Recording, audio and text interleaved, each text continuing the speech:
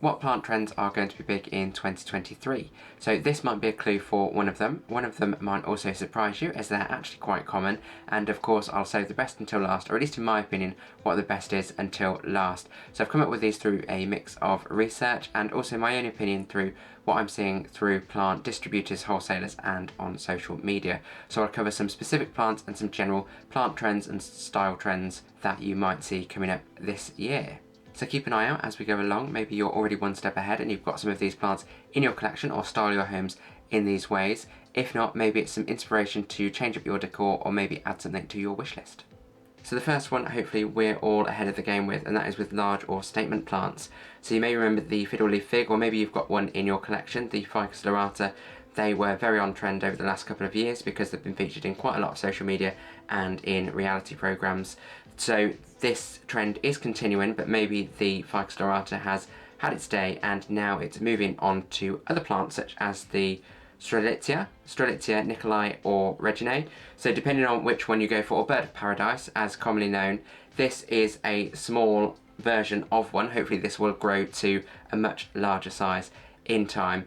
But you will find these available in most places, and they are becoming more affordable too for larger plants. Even IKEA sell them now if you do check out their plant section and you want to find one at a good size at a reasonable price.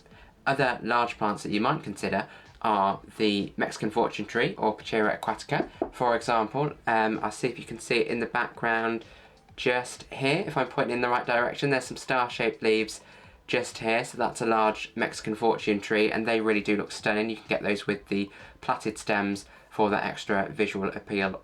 Now the plant that I said might surprise you as being on trend for 2023 is actually the orchid. So while I did say these are common, and in fairness most readily available varieties are just common varieties, you can get some very rare and specialist varieties of these and you'll have dedicated collectors. Perhaps you are one and you collect them alongside other houseplants, but this is more so in terms of your readily available orchids that anyone can perhaps buy and have in their collection. So these have been listed as the plant or flower of the year by the National Garden Bureau. They'll also be heavily promoted by the Flower Council of Holland. So if you're not sure who they are, I'll put some links below as I found this really interesting. They're actually almost like a mass marketing agency for the main distributors in Holland, where lots of plants and flowers come from. 60% of flowers globally come from Holland. So they do a massive amount of the marketing for what consumers should be interested in, what they think is going to be on trend. So if their marketing is working and they've got orchids on their list of plants that are going to be on trend this year, then you will see a lot more orchids available, and part of their work is based on what is also available from sellers. So the fact that they've listed orchids in for 2023 means that orchids will be available from sellers, therefore pushed onto the consumer market. So you should see lots of orchids available in shops around you. Now this section links on really well from the orchids, as orchids fall into this section themselves, and that is florals are going to be really on trend this year. So indoor flowering plants and even outdoor plants that you can have indoors that flower. And I've got this one which I actually bought today as a little prop for this video. This is a St. Paulio or African violet, and these come in many different colours, different coloured leaves, different coloured flowers, depending on what you're going for. Anything that is a flowering plant that you can have indoors will be pushed this year, so you might see more of them in houseplant shops, garden centres, supermarkets for example. So things like anthuriums, bromeliads, hydrangeas, primulas, azaleas, anything with flowers is going to fall into that style. So keep an eye out for these if you want to add some extra colour and some flowers to your houseplant collection. Now moving back to more foliage plants, it looks like the trend of variegation isn't going anywhere, but the rarer type plants will become more available and therefore perhaps more on trend as more people can get their hands on them. So things like the Monstera adanseni, the variegated version, or Philodendron ring of fire. So we've already seen over the last couple of years the Monstera albo was a huge trend, everyone wanted one, the demand outstripped the supply massively, so the prices were really high and inaccessible. However, I've seen more so recently, as you may have done too, that they've become more accessible via houseplant sellers, more readily available, and the prices have dropped quite a lot from what they used to be. So the same seems to be happening with the other sort of rarer types, where you might have previously only got those from really specialist sellers or even imported them yourself. from the growers in places like the Philippines or Indonesia, for example. It looks like the main distributors and wholesalers are actually forging those relationships themselves, and the interest in these types of plants has prompted greater production of them. So they are becoming more available on the sort of distributor and wholesale sites, which hopefully means they will become more accessible through mainstream retailers, or at least houseplant retailers, without having to go to necessarily really specialist sellers. And that should hopefully also mean a reduction in cost, so more people can get them. So you might see more of those being posted about as more people can get their hands on them. So keep an eye out for those, especially if you don't already have one and you want one. Hopefully you'll find them more accessible. The next one's a little bit niche, whether you're interested in them or not. It's actually terrariums. So they seem to be getting a lot more shelf space when I've been visiting houseplant shops, garden centres for example, and even online, and that seems to only have sort of been more recently that I'm seeing this. So if they're not already on trend, I think they will be for 2023 as more people try them out, whether that's making them themselves or adding them to their collection and just buying one. One thing with terrariums as well, I think they sort of move on naturally from the IKEA trend that we've recently seen on social media, people buying IKEA cabinets and having indoor, I guess, greenhouse setups, or even indoor greenhouses. I've seen a few of those too, but this is going on a much smaller scale with terrariums and having them obviously in the little terrariums, little jars or whatever it might be. So I think they will be on trend in 2023. So if you haven't got one, keep an eye out for one and add one to your collection or make your own. Now before I move on to the final plant, the one that I said was my favourite and what I think will be on trend for 2023, I did say that I'll touch on some of the stylistic trends that we'll be seeing this year. Now I have taken these from the Flower Council of Holland, who, as I said earlier, do a huge amount of the marketing for the plants and flowers, and also how that translates into how consumers, us, then style those in our homes. So there are 4 different sort of trends. They can sort of link together and meet in the middle, although I do think they can also be quite different depending on the look and feel that you're going for.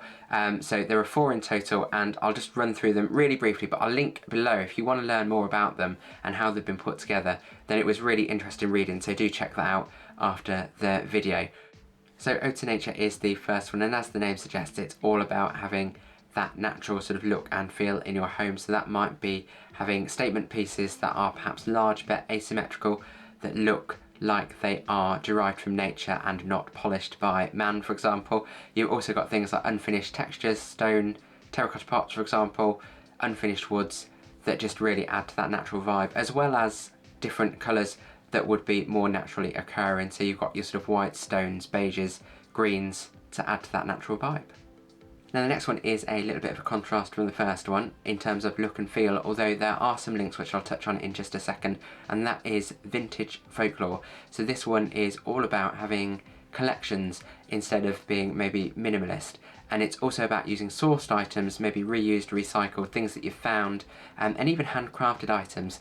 So you might bring this style into your home by using things like, if you propagate your plants, maybe using different coloured bottles, ones that you've found, ones that you've got from a charity shop or thrift store, even using things like handcrafted items, so macrame wall hangers, macrame plant hangers, all of those sorts of things will really support this vibe. And this is also where florals really come into their own. So florals just on their own really add to that vintage vibe, but you've also got all the different colours that come with the different flowers that you can get into your collection, not just actual houseplants, but also in terms of prints and fabrics and all those different things that will add to the style of your room. So it's not necessarily about having maybe a set colour theme, but you can have lots of different colours, so it adds to having maybe a bright but also cosy sort of feel to the home.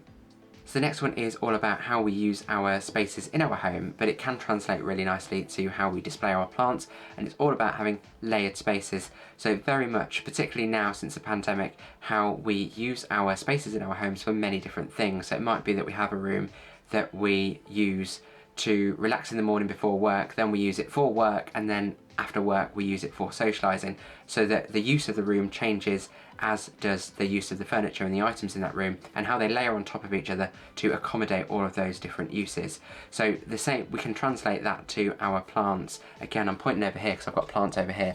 We can translate that to our plants and how we display them in our collection, in terms of giving them a little bit more structure, layering them up to make them a bit more immersive. So it could be that we have hanging plants above the main collection, that we have smaller plants in front, the larger plants behind, or maybe dot them around just to give that more immersive jungle feel, or possibly even having, as we said at the start, those larger plants, the statement plants, having those sort of dotted off so they still make their statement on their own, but then having the rest of the plant collection elsewhere, so that you're getting that greater aesthetic impact from having how you display your plants, whether that's all together or separately, or a bit of both. Now the next one is a really nice one, and it almost links the others together, but links most closely to the vintage Folklore one, and it's all about collecting memories and how your spaces make you feel. So depending on the look and the feel that you go for, does your space make you feel relaxed and calm? Does it give you energy? Do you feel cozy? Do you feel safe in your space? Do you want to be there?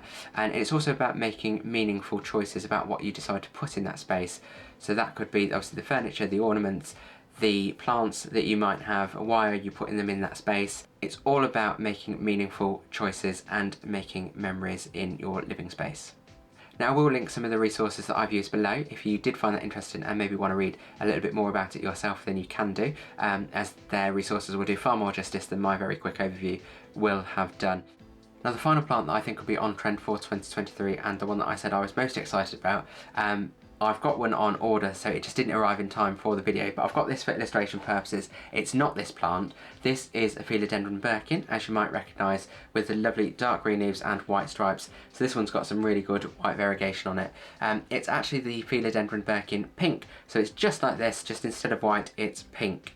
Pink new leaves, pink stripes on the leaves. When I saw this available with my houseplant seller, or the one that I buy most of my plants from, I bought it because it was a reasonable price and it was something new to the collection.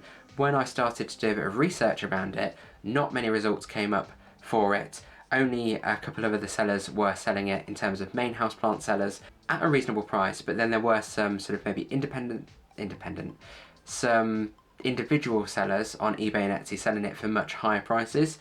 The earliest mention of this that I can find, or the pink should I say, not this, the Philodendron Birkin pink, is in 2020, so a couple of years ago, and there was a lot of debate about whether or not it was real. Was it a hoax?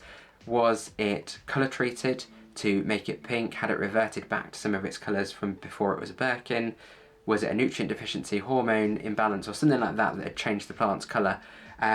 However, now that I've seen them available with a couple of sellers online, it looks like they are genuine plants, and they are becoming more widely available if they're available on houseplant sellers' websites. Although, as I said, not many results, so clearly they're not massively available yet, or widely available yet, despite the price being very reasonable. We've already seen the trend this year with the Philodendron Pink Princess, and how that sort of really fluctuated in price and everyone wanted one. So this is another new plant, new variety. It's pink, it's a different variegation to what people might already have of this sort of type of Philodendron, and it's not yet widely available. I think all of that will help to add to its appeal and make it trend in 2023. So keep your eyes out for it if you do see it. It might be more available in different areas, I don't know, depending on where you're located. I will be doing a separate video on that, so once mine does actually arrive, I'll do a proper video on the Philodendron Birkin pink, so you can see what it looks like, learn more about it, and its origins. So if you would like to learn more about it, then please do subscribe, and that will be an imminent video, likely next week or the week after, depending on when it actually arrives, and I'll put that video out shortly. So that is the plant I'm most excited about for 2023. So I hope you found that video useful in sharing what plants I think will be trending for 2023 along with plant style trends. I've linked the resources below in the description if you do want to read more about it, if that's of interest. If you do have any of the tips yourself about what you think will be trending, then put them in the comments below and help other viewers with their plant collecting. I will be doing another video, as I mentioned, on the Philodendron Birkin pink next, so please consider hitting the subscribe button if you'd like to learn more about that and just are interested in plant related content, as I'll have new videos every week, usually on a Sunday. I'll link my video about winter plant care tips at the end if you want to check that out next, as we are going into the colder months, so you can learn a little bit more about keeping your plants happy and healthy through the winter period to come back stronger in the spring. As always, thank you for watching. Grow your well-being.